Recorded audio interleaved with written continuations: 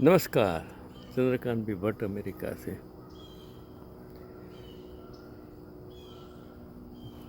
मेरी समझ में नहीं आता है कि हमने ईश्वर ने जन्म दिया है, मृत्यु होने वाली है, फिर हम डरते क्यों हो? क्या एक इंसान गुंडा कैसे बन सकता है? उसको सपोर्ट्स होता है। अगर पुलिस का डंडा पड़ेगा तो जो उसकी ताकत है उसके साथ चली जाएगी।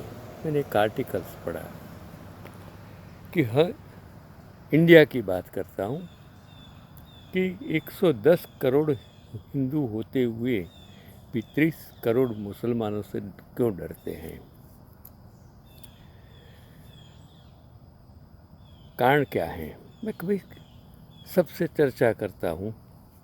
गांधी जी को गाली देते हैं, नेहरू को गाली देते हैं, उस जमाने के सरदार जैसे नेताओं को गाली देते हैं कि इन लोगों ने पाकिस्तान किया।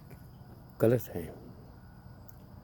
अब सोचो, अगर पाकिस्तान बांग्लादेश भारत में होता तो मुसलमानों की बस्ती कितनी होती, तो और भी लोग डरते। और उसका कारण क्या है कि अगर भगत सिंह जैसा वीर पैदा होना चाहिए, लेकिन मेरे घर में नहीं, बगल वाले घर में।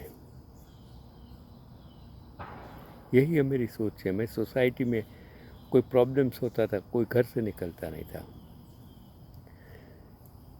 कितनी सारी संस्थाओं में काम किया, जो गलत लोग हैं गलत के साथ सपोर्ट्स करते थे, लेकिन मैं कभी डरता नहीं था।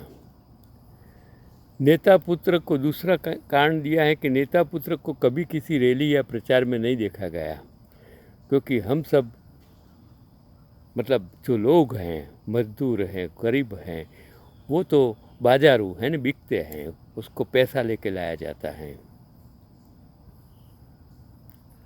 तीसरा, हम वक्फ बोर्ड की ज़मीन तो बचा लेंगे, लेकिन हमारे शहरों में सरकारी ज़मीन पर कब्जा करने वाले नेताओं के खिलाफ आवाज़ कोई उठाता नहीं है, उठाने की हिम्मत भी नहीं है, और वो नेता खाली भाषण देके चले जाते हैं, हिंदू मुस्लिम करेंगे। चौथा, ये वोटिंग काफ़ी समय से चल रही है कि एक भी कलाकार, कथावाचक, भगवादारी, साधु, संत, स्वामी या किसी से वीडियो के माध्यम से अपील क्यों नहीं करते? क्यों गायों के कत्ल खाने बंद क्यों नहीं हो रहे हैं? एक्सपोर्ट करने वाले तो हिंदू हैं, ज़्यादा से ज़्यादा उसकी कत्ल करते हैं। छठा, उसने कारण दिया है कि गुजरात में 30 साल से बीजेपी की सरकार है, उनमें बंद करने की ताकत नहीं है। सवाल मतलब जो गायों के कत्ल के कारखाने बंद करने की ताकत नहीं, और सवाल उनसे पूछने की किसी को हिम्मत नहीं है। और सातवां, अतः हिंदुओं को किसी के बाप की ताकत नहीं डरा सकती, लेकिन अब न अपनी रोटी सेकने वाली इस सरकार ने हमें इंसानों को नपुंसक बना दिया है, रोज नए नए नाटक लाने के लिए।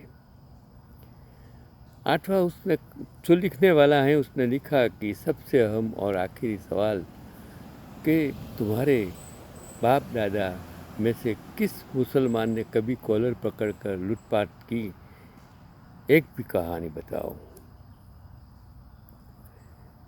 तो जनता जागो। अगर जनता जागेगी नहीं, इंसान नहीं जागेंगे, अगर आप में एकजुटता नहीं होगी। आज मैं मेरे समाज की बात करूं, 2000 कुटुंब की ज्ञाति को मैं इकट्ठा नहीं कर पाया। यहाँ इन अमेरिका में आकर एक एसोसिएशन में मैंने इकट्ठा किया, बाद में जब तूफान चला, राज किया। आज मैं सोच नहीं सकता, सभी संस्थाओं में यही हालत है। चलो छोड़ो, आप भारतवासी हैं, आपको क्या करना है? विवेकानंद बनना है, स्वामी विवेकानंद, या नरेंद्र नाम का उपयोग करना है, वो आप पर छोड़ देता हूँ। आपको आशाराम के आश्रम में जाना है?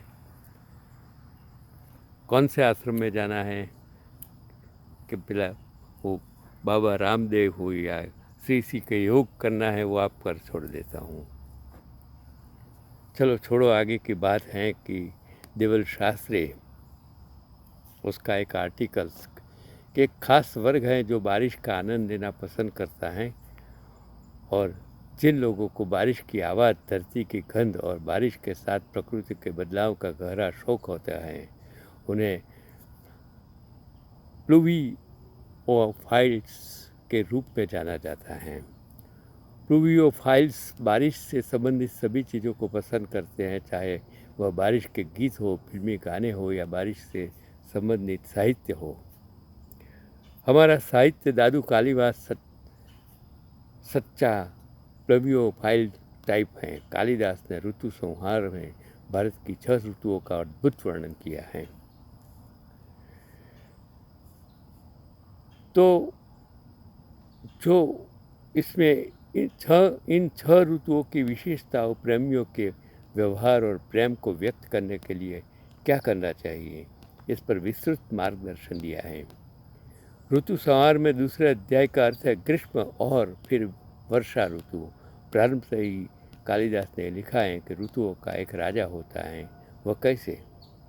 तो नायक अपनी प्रेयसी से कहता है कि वर्षा ऋतु ही राजा है, पानी से भरे बादल मतवाले हाथियों के समान है, गड़गड़ाहट गरज रही है।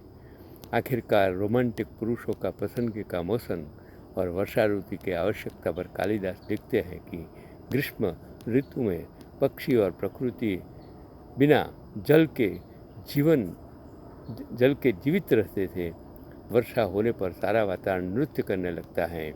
मेढक यह देखकर डर जाते हैं कि बारिश के प्रभाव में चिट्टियाँ, मेढक और टहनियाँ तनावग्रस्त हो जाती हैं। यह सांप सही नहीं आ रहा है। ब्रह्मपूर्ण भय के बारे में कितना शानदार उपन्यास लिखा गया है। व्यंग है कि मानव जाति सदैव इसी भ्रम में रहती है। अपनी नदियों किनारे के पेड़ों को उखाड़कर समुद्र में समा जाने को आतुर हैं, और उसी प्रकार प्रेमिका अपने प्रेमी से मिलने की जल्दी में है। प्यार में पड़ने के लिए मोर ढल के आगे नाचते हैं। प्रकृति विशेष सौंदर्य धारण करती है। झीलें अफनती है, उफान पर आती है।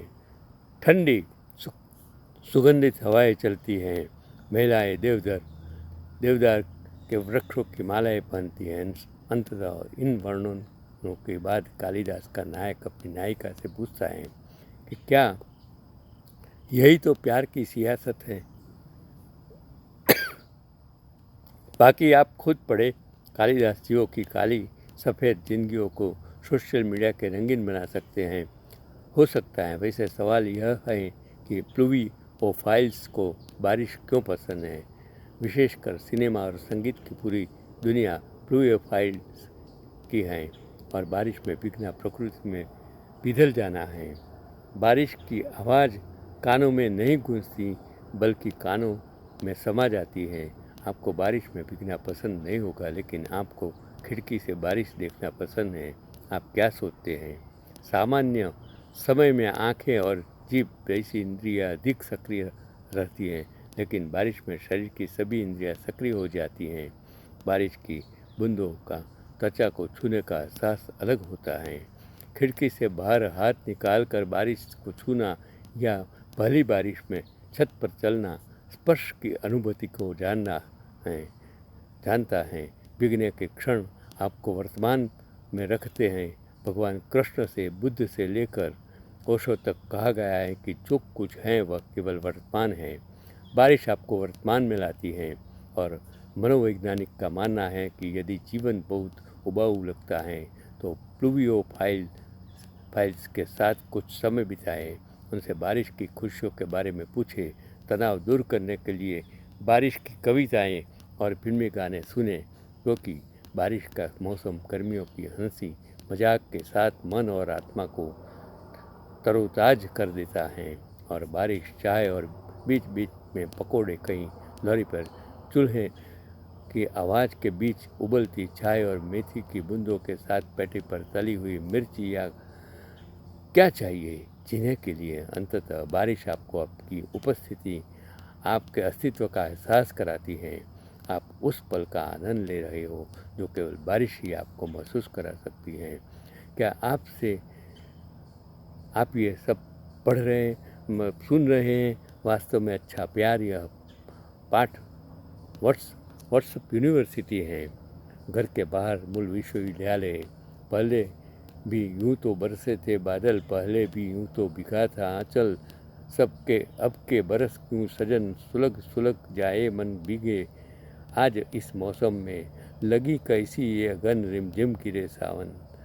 तो ये जो आर्टिकल्स लिखा था बारिश के बारे में, वो लिखने वाले थे मेरे अजीत दोस्त देवल शास्त्री।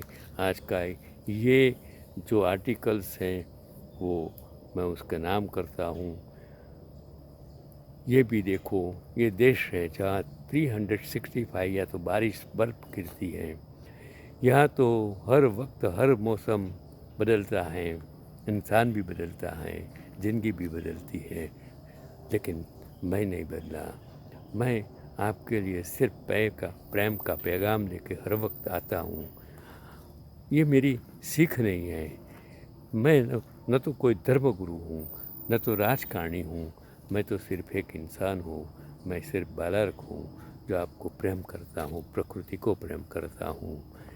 मेरी ज़िंदगी आपको समर्पित है।